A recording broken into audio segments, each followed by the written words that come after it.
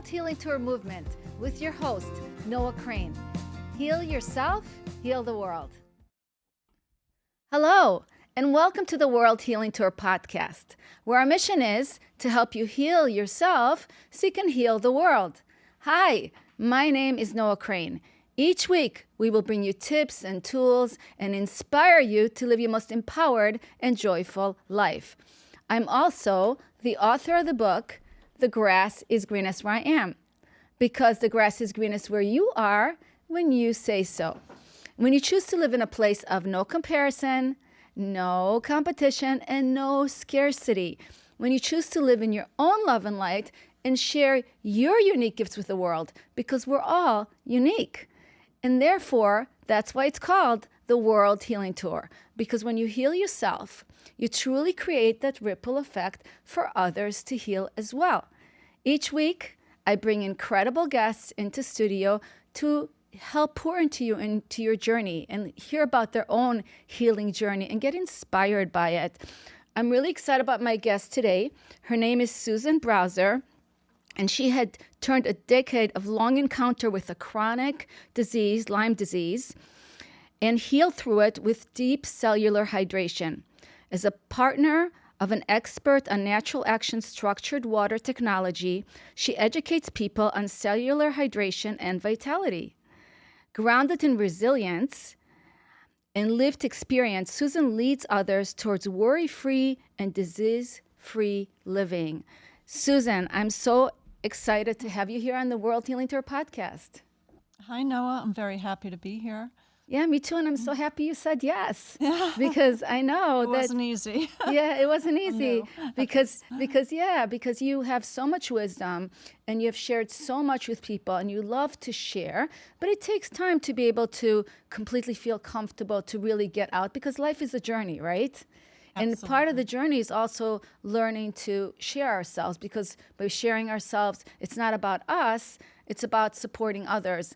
And it's funny, with my own journey, Susan, just to share with you, when I used to get on stages, I used to get all nervous and all that because I made it about myself. It was always like how I was feeling inside, right? But when I was able to be like, this is not about me, it doesn't matter me, I'm here for them, that's where like I was able to like kind of let go of me, because we get so stuck in ourselves, don't we?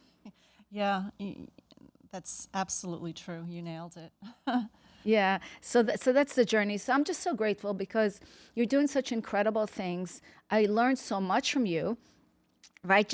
You taught me how to put salt in my water, which I never did before. Maybe we could start talking about that. Like, why structured water, and what is structured water? Because you talk so much about healing with cellular hydration and healing yourself. Why is water, which we all been told, right? Drink water, drink water, drink water. Are we drinking water the right way? Why is structured water a different way of healing ourselves? So structured water is really just water as found in nature. When water moves outside, coming down a stream or a mountain or anywhere, it never moves in a straight line. And it's always picking up, materials from the earth, so minerals and vibrations. And what are some of the minerals that are in water? Like magnesium? It depends where the source, but there are, that's a good question, because the wet, unrefined sea salt that I actually use has over 90 minerals and other elements. So, and that is in proportion, it actually mirrors our blood plasma, because we have all of those minerals. So if we don't get the right minerals, or we don't get, enough, then we really can't hydrate. And the water in our cells, all the water in our cells is structured. So when we don't drink structured water, when you're healthy enough, you can convert that, your body can convert that and make it utilizable into the cells. But if you're compromised, it makes, and then plus you're using up energy and resources in your body that would go be used towards something else. So the structuring is really important because the molecular structure makes it bioavailable, like it becomes organized, and that's how our body recognizes it. Yeah, that's incredible. So if you're, let's say you're not well and you're drinking just regular water, not structured water, your cells might not be absorbing it properly, and therefore it could not heal properly. You cannot heal properly. Is that what you're trying to say? Right. It makes it more difficult to hydrate because the water in today, they're moved in long pipes. They're under pressure. They're, chemicals to make it clean, is added to it. There's all sorts of impurities. And each of those by itself will unstructure, and it becomes kind of molecularly disordered. Yeah, that's really cool because I've never known about structured water till I met you. And then I've learned so much about it, and now I actually incorporate it into every time I put water in my cup, I make sure I put a teaspoon of the salt in it. So what kind of salt should we be using in the water in order to structure it? And should we be using it all the time?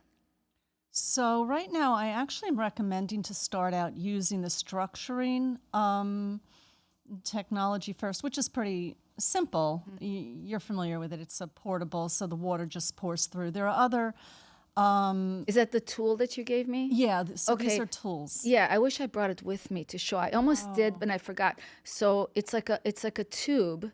It's like a little handheld tube, right? Yeah, That it's the really water, small. when you put the water through, it's a really small thing. It's like you could carry and travel with it everywhere. I wish we brought it. It looks like a little, like I don't know, how would you, like a tube, right? It looks like a tube with the opening.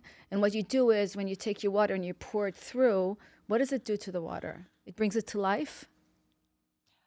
Yeah, I mean, as it passes through, it gets structured. So it's sort of, that's a way of putting it, returns it back to a living state. Yeah. And what's that tool called if somebody's listening to this and they're like, oh, I want to have one of those handheld tools? Because I love mine, Susan, and I use it all the time. Yeah, so the company is Natural Action, and this particular one is the portable. There are others. There's for the shower, there's for under the sink, there's with filtration. It accommodates all different sort of connections for reverse osmosis, for a house, and et cetera. But that one's the portable, and that one's the most popular. And that one, yeah, people travel with it, and I wish we brought one with us. Yeah. We could have shown you guys because I love visuals, because people can just visualize it. But it's okay. We can put like a link at the end of the podcast and they could check it out. You could check it out and see exactly what we're talking about. But it's really cool. And you really do feel like when you put the water through it, it's like it becomes alive.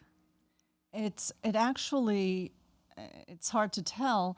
I mean, you really can't tell, but within the flow forms, as the water passes through, it's creating multiple vortexes. And that's how it energetically is structuring the water. It's emulating what happens in nature. Yeah, that's amazing. That's incredible that, we come up with such incredible things and it's great. So do you still need to put the salt in even though you're using the So I started to say, yeah, I recommend starting with the structuring because it's a comfortable way to begin, because as you add the salt, you will start to, let's say, detoxify and hydrate, which are both on the same coin, just opposite sides. You really can't do one without the other. So it's a wet, unrefined sea salt, so it's actually the seawater, but it's dehydrated, naturally dehydrated and completely whole. None of it's been removed. So what makes it wet, it's high in magnesium, and then it attracts the moisture in the air. It actually, I believe, I believe it attracts, there's like, it's the magnesium, and I think it attracts hydrogen, actually, because Yeah, that's incredible. So let's go back a little bit because I know we started kind of from what we're using and what we're doing with the water. But let's go back to your story. I want to learn more about your journey. Why were you looking for a solution to find hydration so you can heal, or how did you find that? What were you dealing with? So let's kind of get into your story. Yeah, so it's actually, just sort of one thing goes into another, but I had Lyme disease, struggled with Lyme disease from 1989, started out completely mainstream and, went to the medical. So how did you contact Lyme? Do you Yeah, I was playing, I was out on Eastern Long Island in the rough of the golf course. And they had a picture, like a full-sized 8.5 by 11 picture of a tick. And who knew about teeny tiny ticks back then? Only big, like dog ticks. And the picture was so big. But I had this like weird, I got a high fever like 10 days later and then had like a weird joint pain. And I must have seen something about Lyme disease on TV, and I went to the library and researched. And yeah, I mean, does that answer? I don't want to keep going, keep continuing. Yeah. So you contracted Lyme, and you did some testing to find out that you had Lyme disease. I was lucky because the testing is not reliable, and it came back positive. So I was able to just, Find out right away focus. what you had. Yeah. Okay, so now you have Lyme disease. How old are you at the time? I don't remember exactly, but early 30s. Early 30s, okay. And so now you have high fever, you're not feeling well. So what did you start doing about it once you found out you had Lyme? Did you go the conventional route that people take with antibiotics? Yeah. I took antibiotics, and then it stayed away for like a year, and this was like September, I think it happened. So then it stayed away for a year. So when I went to my gynecologist, I just asked for a prescription for doxycycline for 30 days. He gave it to me. So the next summer I took that, and I think I did that another time or two, like each year. And then I got hit full blown.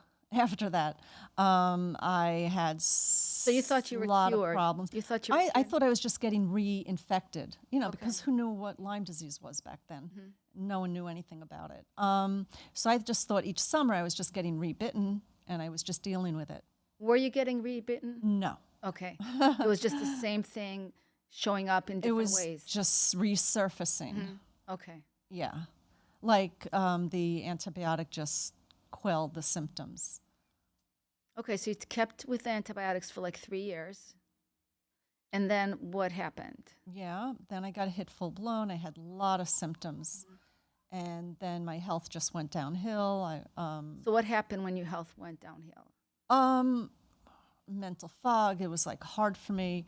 Math was about my favorite subject, but it was hard for me to do like 2 + 2. I had to think about it for a minute to make sure I had the right answer. And I thought, oh, I'm just getting older. But I was in my early 30s. Sleep issues, joint pains, my neck. When I had to drive in the car, I had to pick my head up to rest it on the head. I mean, really intense, severe pain. So like headache? No, my neck. Just the neck was hurting you. It was so sore. Yeah, so like the joints were hurting you. Mainly, it was mostly for me in my neck. And is that a common symptom for Lyme, that the neck hurts? I don't know. Probably not uncommon, but there's a lot of, because I met a lot of people along the way. So there's so many, it runs the gamut on everything. Some people just have recurring fevers, like low-grade fevers, and just tired and all sorts of things. So you kept taking the antibiotics? Well, just each summer, for Okay. 30 days. And then what? And it wasn't working? Well, yeah. I mean, now I know so much about it. At that time, I didn't know anything. So I went to an internist at Lenox Hill Hospital in New York City, and he treated me he gave me more antibiotics. And then I was feeling better, went on the antibiotics. And then he said, you no longer have Lyme. You have autoimmune Lyme. I said, what's that? What are you talking about? And I didn't like what he had to say. So I searched for a a doctor that would continue to prescribe antibiotics. What's autoimmune Lyme? Well, they're saying, which is, in my opinion, not true. You have the symptoms, but you don't have the infection anymore. Okay. So, Yeah, that doesn't make a lot of sense. no. Yeah, okay. That's an oxymoron, right? Yeah. There. Okay. Yeah.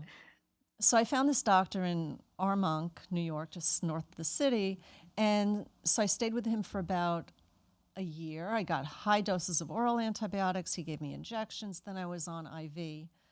And then I came across this book called The Cancer Cure That Worked about Royal Raymond Rife, a researcher in the 1930s who was curing incurable cancers and using frequencies. And after reading the book, Did the book give you hope? I wasn't hopeless. I never thought I wouldn't get well. Right. I was just always searching. Yeah. I mean, which today I probably wouldn't approach it the same way, but somehow researching is I good. kept That's how you going, grow. you That's know. how you learn. So you were Yeah. always curious. You always wanted to learn more and Always know more about. seeking, always Yeah. seeking. Yeah, and that's part of how we get to where we are. So that's Absolutely. amazing that you're Yeah. doing that. Yeah, that really. And it's- you talk a lot about self-advocating for yourself. I think while you were doing this, you were just self-advocating for yourself. Why has self-advocacy been such an important part of your journey? And why should we all self-advocate for ourselves? Because you're the only one that can self-advocate. Because someone from the outside, they have other responsibilities. They don't know what you're experiencing. And you have, you put into it as much time and resources as you can. So who better than yourself? Yeah. Right, and isn't it kind of like taking control of your own life? Yes, it's taking the power back, not handing it off to someone else. Yeah, and that's a really powerful thing that you did, that you said, I'm not giving up. I'm going to figure this out. I'm going to research. You never, like I said, you never lost hope. You knew that there's a solution. Like I say, every problem has a solution. Do you believe that? What did you say? Every problem Has a solution. Yeah, yeah. So it seems That's like true. you knew, your intuition or whatever it is told you there's going to be a solution to this. Yeah, I didn't know otherwise. So, yeah, and that was a big part of it. Yeah, so continue. So you're reading that book about cancer, and then you're going to see another doctor. And Not after. It was an amazing read. It was Okay. a small book in like an hour. So, I mean, I just went right through it. And then I had my husband take me to the doctor in Armonk, take me off the IV.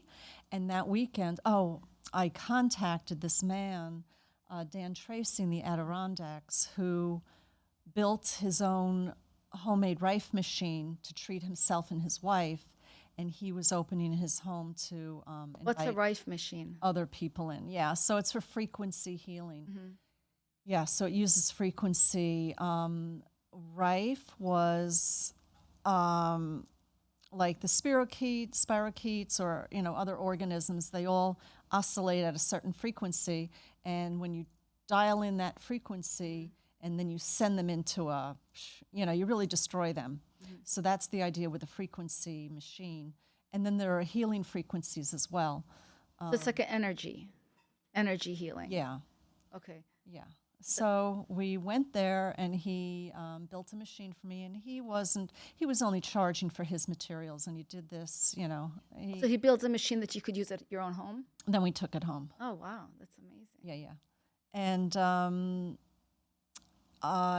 so I used that, and I actually got a lot better, but when I stopped, my symptoms came back.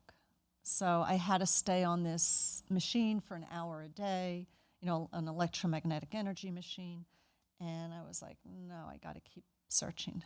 So, yeah. You were getting closer, but not quite there. Well, I got somewhere. Yeah, yeah. And people were coming. I opened my home in the city, and people were coming in through Dan. He would send them and say, go to Susan, and they would come and use the machine. That's great. I love that because part of healing is collaborations, connections, being able to find other people you can kind of count on, because again, none of us can heal on our own. None of us can do things on our own. We need to be our own advocate, but we also need others to support us. And so you were supporting people with this machine, other people were supporting you. And it's just like that cycle of like supporting each other so we can all heal together. Yeah. So I love that. Yeah, it was information sharing. Yeah. Yeah, no, that's great. That is like huge for healing. Would you agree?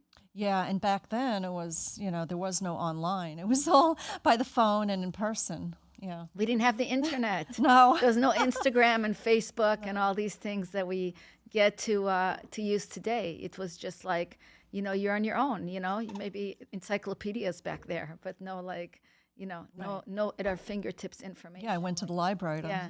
look up articles. Yeah, it's a totally different way of living. Amazing. So, okay, so you started doing all these other protocols, energy, and that didn't solve the problem completely. So what was your next step after that? There were quite a few attempts.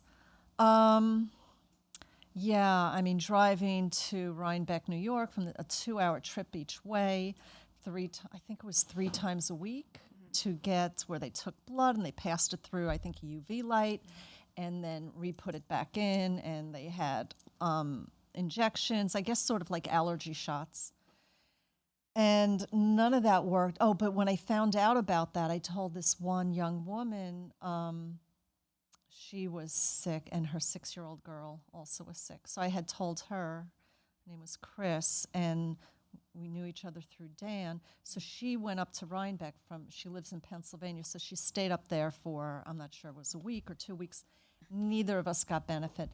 But not long after, she contacted me and told me about a naturopath not far from her, like right in where she lives, who's, I think she was better already at that point, or she was going to him.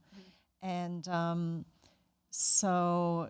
What was cool with this story so far is that you realized that antibiotics are not going to work, and you switched over to holistic wellness. So you started researching all kinds of holistic ways of healing. Right, alternative, holistic. Yeah. Yeah, that's great. I love that. Yeah. So, So she went to the naturopath doctor and Yeah. she healed. yeah, And she I told believe you so. about it. Right. So what was interesting is that there were other doctors practitioners, doctors, in the meantime, and none of them I asked about their success or their experience with treating Lyme. The only one I asked was the naturopath. When I called there, I was like, okay, what's your experience? What's your success? Well, people come and then, we for a while or whatever, and then they're better. I said, do they come back? She says, well, if they're reinfected, if they're bitten again, then, they'll come back. But it was true. I started feeling better right away. What did the naturopath do that helped? He had and still has in an electronic version what's it called? Oh my gosh. Is it a machine or? It was a probe. Shoot. That's okay. I've never forgotten what it's called. Yeah. And it was just a very simple machine, a skin probe, and it compared vibrational frequency. So going to him was like going to like a scientist in a lab. And he had hundreds of vials of solutions, and he was checking, comparing just a little probe I was holding against the solutions. So he came up with pretty much the typical for Lyme. They run, there's like a group of them that everyone has in common. And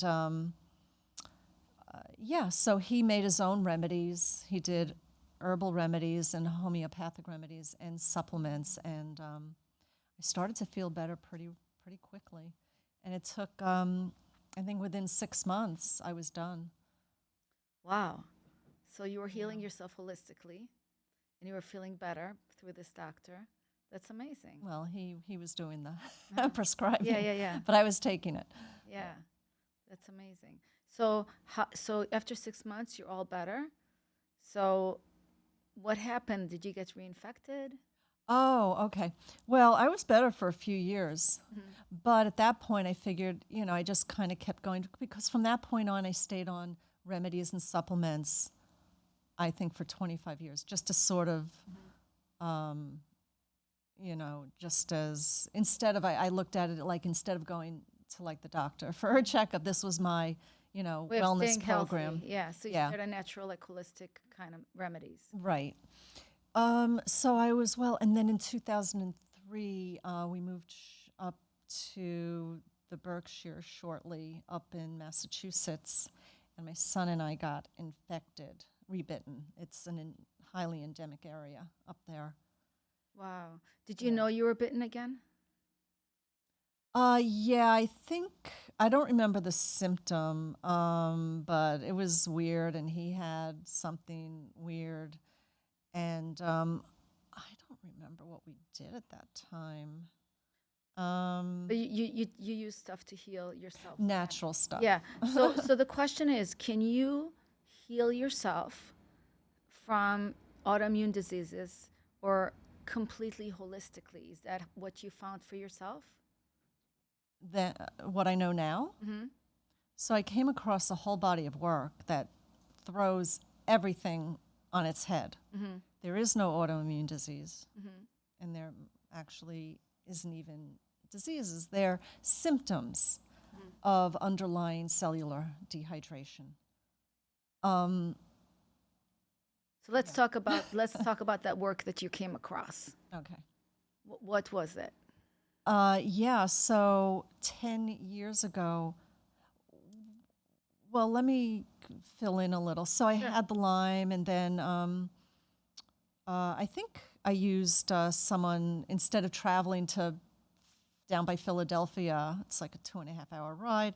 So there was someone that does uses a bio resonance machine with a hair sample. She was in Colorado.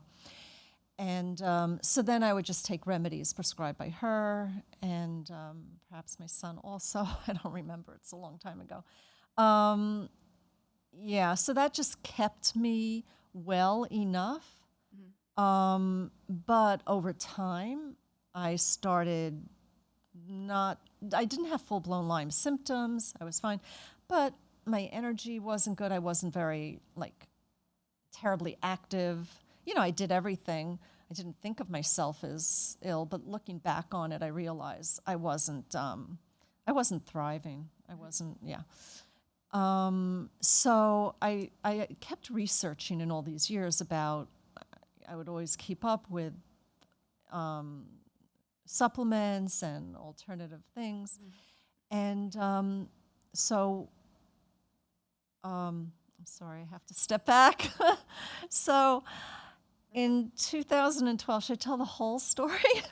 Well, you don't have to tell you. Well, you Okay, I'll just can, tell about the but I body of think, work. but I want to really hear about that body of work Okay. that you discovered, because I think that the audience would love to hear how you, because they want to grow from you and they'll learn from you. So I do want to say something, though, yeah, of course. because the second time I actually got a healing, I found my way into a spiritual group, which is worldwide, volunteer run by donation. It's in What is it called? maybe 150 countries by now.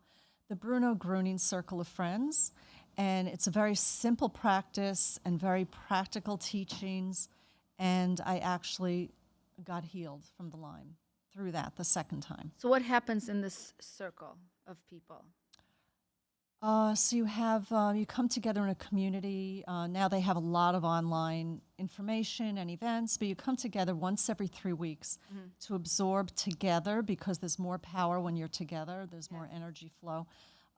You take in the Heilstrom, which is the healing stream, and the more you do that, and the more, let's say, positive thoughts you have, you only think about the good things. You only have, a positive outlook.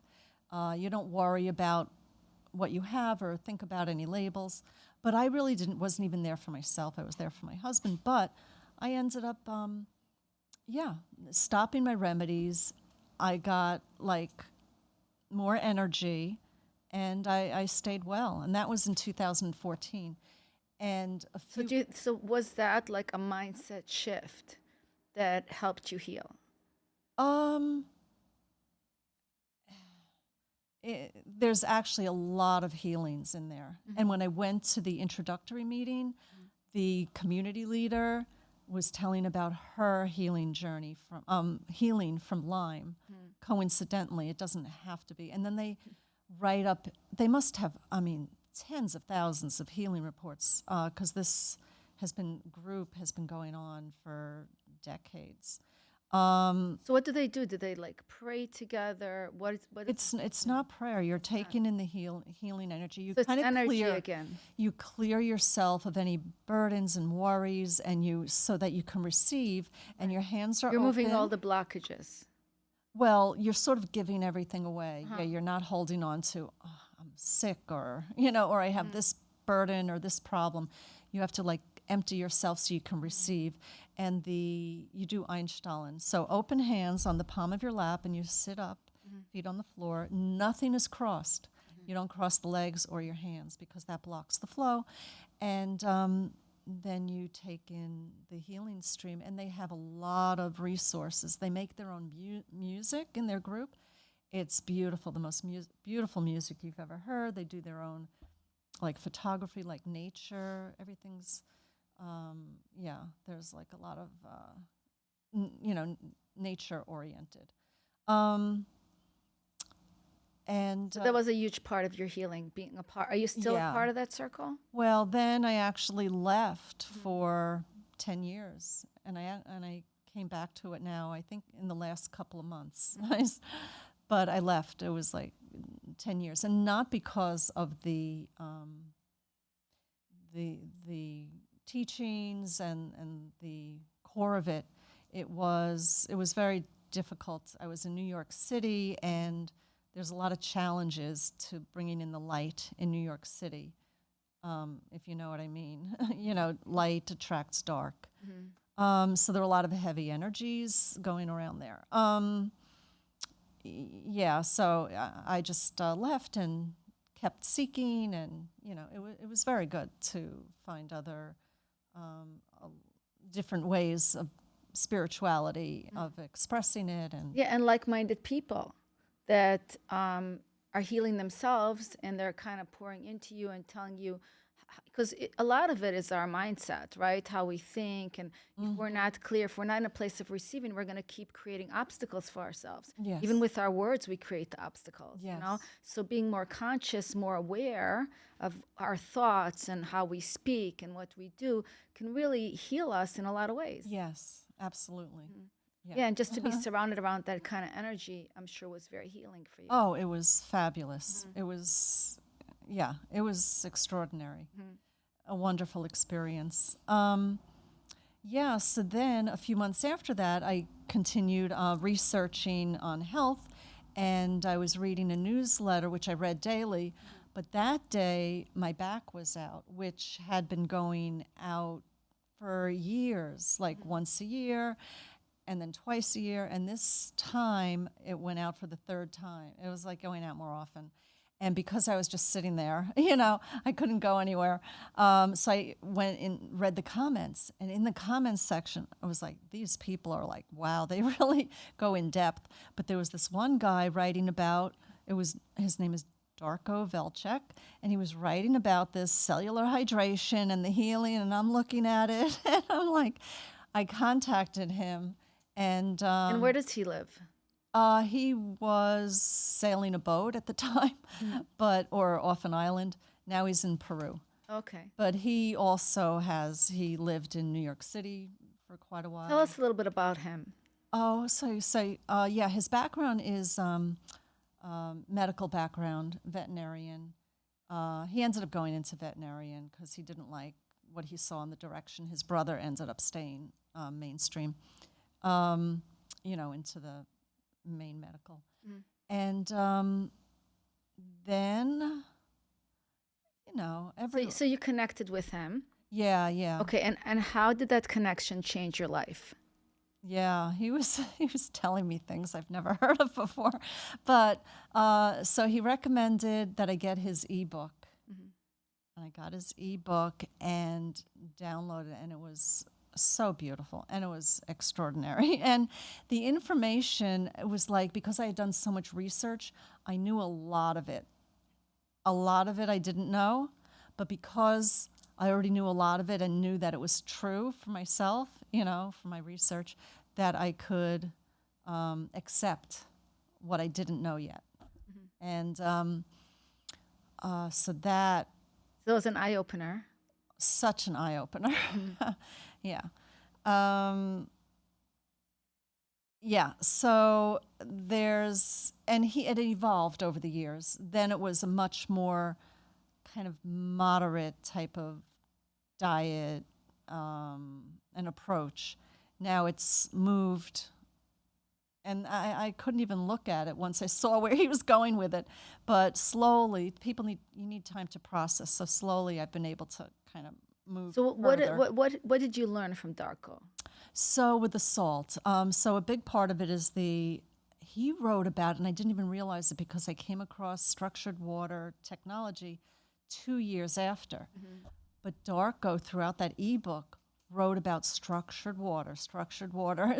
your water. So at that time, I had like a wooden spoon in my mason jar, and I was stirring my water. That was structure, which it's not. It's the start. It's good, but it's not nearly to the same level. Um, and I completely forgot about it when I did come across the structured water technology. But so he wrote about structured water. He wrote about explaining, he categorized it by different, let's say diseases and conditions Mhm. that people suffer with and experience. And then he explained in very deep detail on the biochemical level, very, very clear and very specific, what happens, what different influences and how it affects it. And there are some basic things, like I will tell you, people have no idea. I mean, a lot of people go, let's say, grain free and gluten free, but it goes beyond that because there's dietary glucose. This was huge. And even a vegetable that becomes cooked, because he explains that there's cellulose in all the fruits and vegetables. And when you break the wall down, it releases glucose. But in our body, it becomes dietary glucose. It's the equivalent of high fructose corn syrup, Wow. and you wouldn't know that and it only happens not by, like, you can't mechanically break it down. It's when you cook it. That's why when you do your vegetables, you want to do it more like Chinese style, like, crunchy and, the least cooked, the better. And that wreaks havoc on the body, the dietary glucose, right? Who would even, Mhm. I've never seen that anywhere, but, anywhere else. But people are getting, So we shouldn't cook our vegetables well. Just like stir fry it a little bit yeah, so it stays crunchy, right? You want to keep yes, your vegetables that's the crunchy. cellulose. Yeah. Yeah. So because otherwise it turns into sugar. Yeah, that's why when you like cook the onions and the carrots, everything gets sweeter. Mhm. Yeah, because those walls are breaking down. Yeah, that makes a lot of sense. And Yeah. that can cause havoc on the body. Yeah, that wreaks havoc on the body.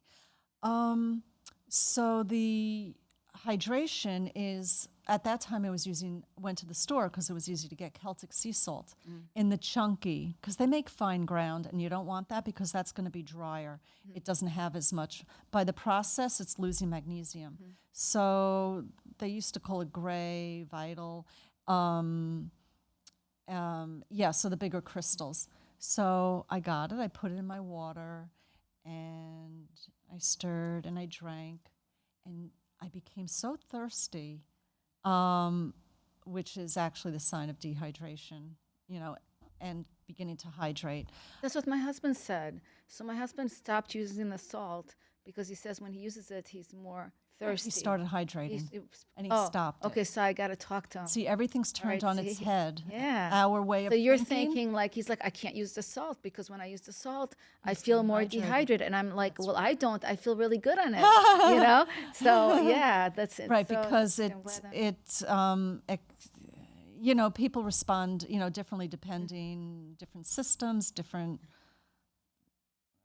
where you're at, you know.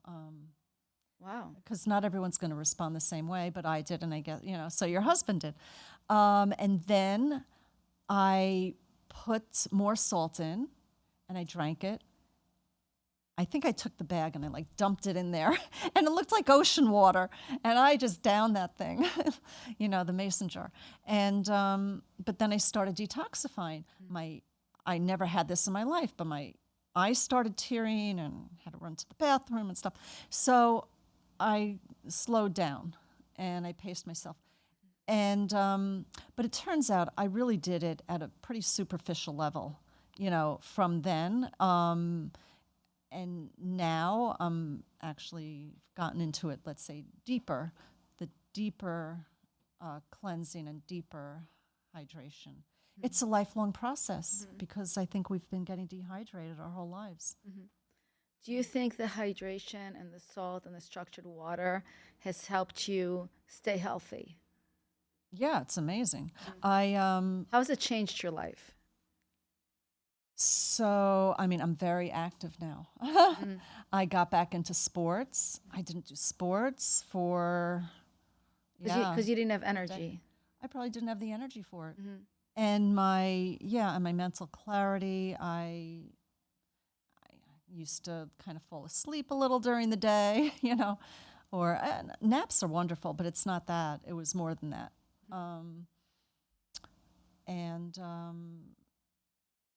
Yeah, so I feel like I'm healthier and more clear, yeah, more vibrant than since probably my 20s or so.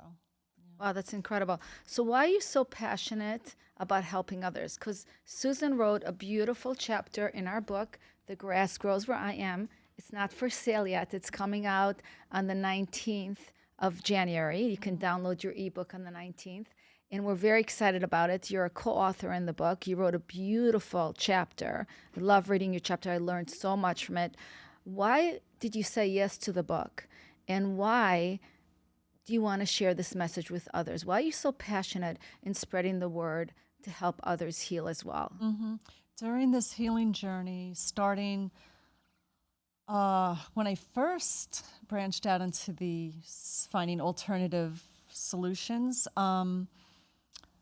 when I found something like that book, The Cancer Cure That Worked, it's like, oh, cure for cancer, you know. So whenever I found something, I just wanted to share it. And I would, you know, and especially people who were struggling, I would tell them about the bioresonance practitioner, just mail a hair sample, you'll get help, you'll feel so much better. Everything. Yeah, I'm always, that's just how I am. I'm always sharing it. And the day I met you was a few months before I knew about the book. So the day I met you is the day I heard a talk given, as I think you know, or I told you, on telling your story. And then the question was asked, who here wants to tell their story? And I was like, oh, I do. I didn't say anything to anyone. And then I met you right after that. That's amazing. I mean, literally right after, like within a half hour. I didn't even know that. Or an hour. That's incredible. So you already had it in your mind, like, I have a story to tell, and I want to share my story and help others. Yeah. And if I stay quiet, I won't be able to make a difference for others. And I think you're all about sharing and making a difference for others. Yeah. How's the experience been for you so far? Co-authoring, did you feel like pretty supported with your story, with everything that we've done so far? Have you felt pretty supported through this process? Well, I'd be most comfortable if I didn't share my story. Or if I just shared it, wrote it, and that would be it, as you know. Yeah, I mean, you've been amazing. Yeah, it's been really, and it's just opening up into something else now. It's been an amazing experience. I mean, I've never written anything, other than school or something, or, personal things. So it was a real process, and you were behind everyone every step of the way. And it's been really something. Yeah, I love that, because sometimes we need that little push, out of our own way. And I love the fact, I feel like this book is getting more exciting by the minute, because there's really are. You've met some of the authors in the book, and they're all like really amazing people. And I'm just excited because I feel like we're running with really people that are authentic, that have integrity, that are here not just for themselves, but are here for a positive impact and to leave this world better, And that's why I'm so excited you're in the book, because I know you're more quiet and you're not the one that like is the loud person in the room, right? You have to kind of push you out there. I think you're the last author that I'm interviewing, right? Here on the Probably. podcast. But you have so much to say. You have so much to share. People can learn so much from you, and they don't have to go through the whole long struggle of trying to figure it out on their own. Yeah. Because when you have tools from somebody else, that it's the best thing is to learn from other people. That's how we grow, rather than to try to reinvent the wheel yourself. Because so many people like Susan have already done the work for you, and by connecting with Susan, you can learn more and heal yourself without the long struggle to get there on your own. Yeah, right. And the problem is, and that was what I was encountering at the time I met Darko, is that there's so much information, there's so much misinformation, but there's also very few that really know. There's very few truths out there. Yeah. There's a lot of information and not a lot of truths. My friend That's always says right. to me, Noah, can you just tell me, like, what's the truth? And I tell her, I'm like, listen, there's many roads to Rome. There's not one way to go somewhere. But you want to go with people that know what they're talking about, and not just throwing things out there, just for the hell of it, And so to be able to find people that are authentic, that are really living in their truth and are really doing the work, and you can learn from them, that's where the magic happens. So you're not wasting all the time trying to figure it out on your own. Yeah, it's not easy. Yeah. Well, I'm really excited, Susan, to have you in the book. I'm so excited about you coming out into the world, sharing your story, sharing your healing process, helping other people heal, with structured water, with everything that you've learned, with all the tools. So how can people connect with you, find you? I know we built a beautiful lead funnel for you. What's the domain for your lead funnel so people can look you up? Yeah, so it's susanbrauser.com. SUSANBRAUSER.com.